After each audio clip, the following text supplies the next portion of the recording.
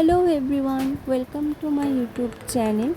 আজকে তোমাদের সাথে আমি একটা সফট মেকআপ লুক শেয়ার করব। সামনেই দুর্গাপূজা, তোমরা চাইলে এরকম একটা লুক কিন্তু দিনের বেলায় তোমরা করতে পারো।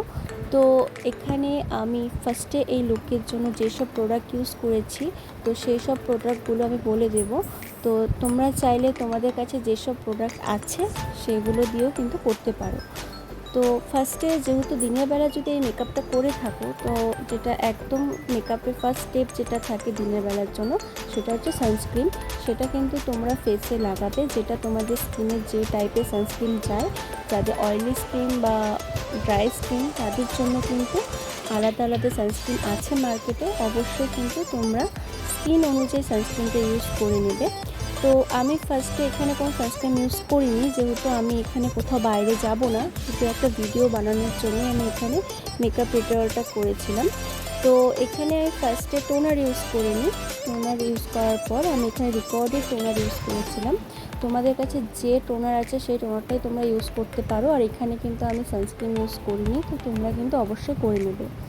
তো টোনারটা ভালোভাবে আমার স্কিনে অ্যাবজর্ব হয়ে যাওয়ার পর তারপর আমি এখানে একটা ময়শ্চারাইজার ইউজ করেছিলাম। সেটা পন্ডসের ওয়াটার জেল ময়শ্চারাইজার ছিল। এখন যেহেতু গরম চলছে, তো এখন ক্রিম বেস কিন্তু ময়শ্চারাইজার একদমই তোমরা লাগাবে না মেকআপের ক্ষেত্রে।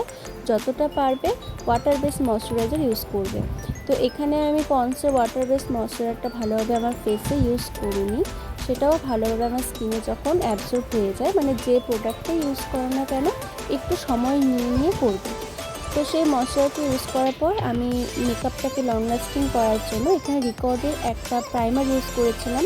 তোমরা চাইলে তোমাদের কাছে যেসব ব্র্যান্ডেরই প্রাইমার থাকুক না কেন সেটা তোমরা ইউজ করে নেবে ফাউন্ডেশন দেওয়ার আগে। তো আমি এখানে প্রাইমারটা ব্যবহার করার পর আমি এখানে ফাউন্ডেশন ইউজ করেছিলাম। তো ফাউন্ডেশন আমি এখানে সুগার স্টিক ফাউন্ডেশন ইউজ করেছিলাম।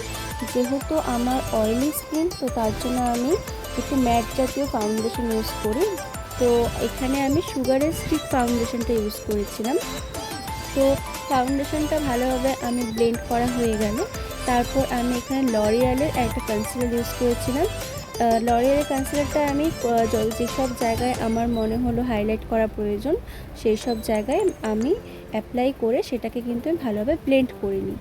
তো আমার কনসিলার তারপর ফাউন্ডেশন সব কিছু এক ফেসে ইউজ করার পর সেটাকে ভালোভাবে সেট করার জন্য আমি ফিটমির একটা অয়েল কন্ট্রোল কম্প্যাক্ট পাউডার দিয়ে ফুল বেস মেকআপটাকে কিন্তু সেট করি। তোমরাও সেইভাবে সেট করে নেবে, সেটা লুজ পাউডার হোক বা কম্প্যাক্ট পাউডার হোক। যাদের অয়েলি স্কিন তারা একটু অয়েল কন্ট্রোল জাতীয়, যাতে অয়েলটাকে কন্ট্রোল করতে পারে সেরকম কম্প্যাক্ট পাউডার ইউজ করবে। সেক্ষেত্রে কিন্তু মুখটা ঘামবে না রোদে গেলে, আর মুখে কিন্তু মেকআপটা উঠে আসবে না। তো যতটুকু প্রয়োজন ঠিক ততটুকু প্রোডাক্ট ইউজ করবে ফেসে, তাহলে কিন্তু ওই উঠে আসা যে মেকআপের প্রবলেমটা হয় গরমের দিনে, সেই জিনিসগুলো তোমাদের ফেস করতে হবে না। এক্সট্রা প্রোডাক্ট লাগালে কিন্তু বা যতটুকু তোমার ফেসে প্রয়োজন তার চেয়ে বেশি যদি তোমরা ইউজ করো, সেক্ষেত্রে কিন্তু মেকআপটা উঠে আসার সম্ভাবনা থাকে।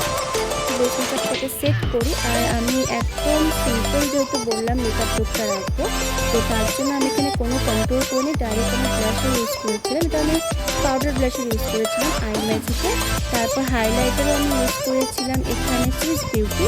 তারপর ফুল বেস মেকআপটাকে আমি সেট করে নিই একটা জাস্ট গোল্ডের সেটিং স্প্রে দিয়ে। তারপর আমি কাজল ইউজ করেছিলাম পিএসএ, তোমরা চাইলে আইলাইনারও পরতে পারো। তো এটা ছিল আমার ফুল অ্যান্ড ফাইনাল লুক। কেমন লাগলো অবশ্যই কমেন্ট করে জানিও।